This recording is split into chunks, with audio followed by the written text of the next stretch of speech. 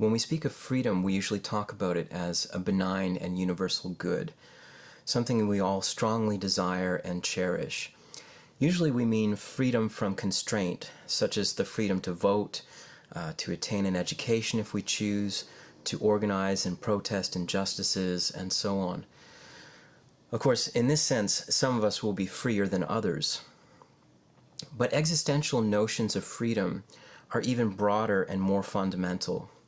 Freedom in this case refers to our radical capacity for deliberation, choice, and action, sometimes within the bounds of severe constraint.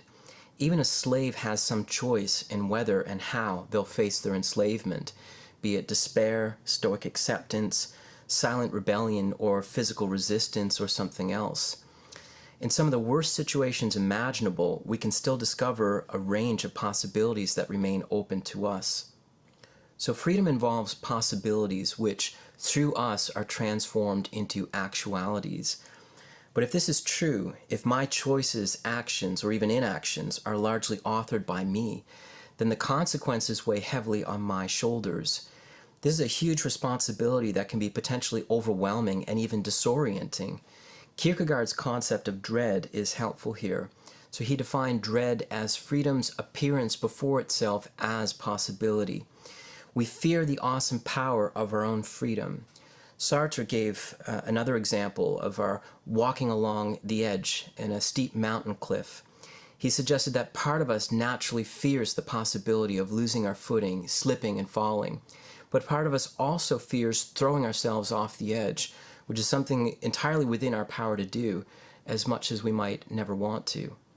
Combined with the possibility of meaninglessness, freedom also means that we are required, both as individuals and as a collective, to create the foundations for the values that we live by. We are responsible for determining right from wrong, and for being our own moral compass.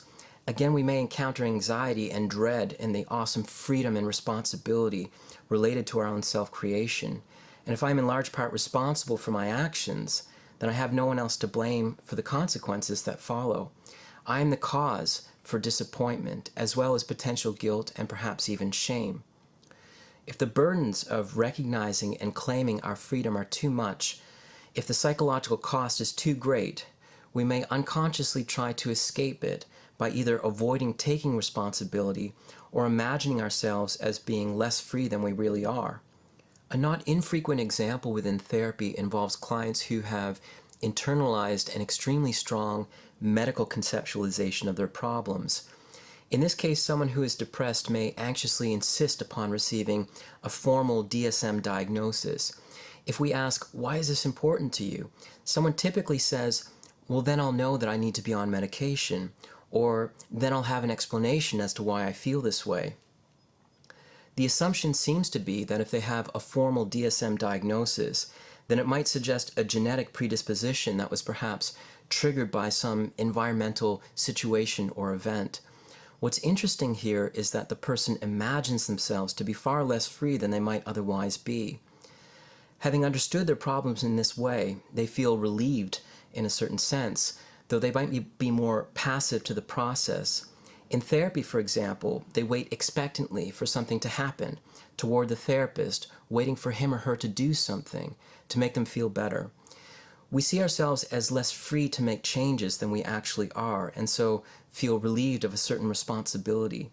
This may diminish a certain kind of existential anxiety, but it may also come at the cost of psychological rigidity or even feelings of hopelessness. An existential therapist will work collaboratively with a client to help them recognize the various ways that they are free to think and act, to face anxieties that can arise in doing so, and to carry the burden of responsibility for the lives that they choose to live.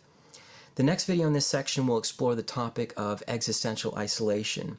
Stay tuned and take a minute to subscribe to our channel. Thanks.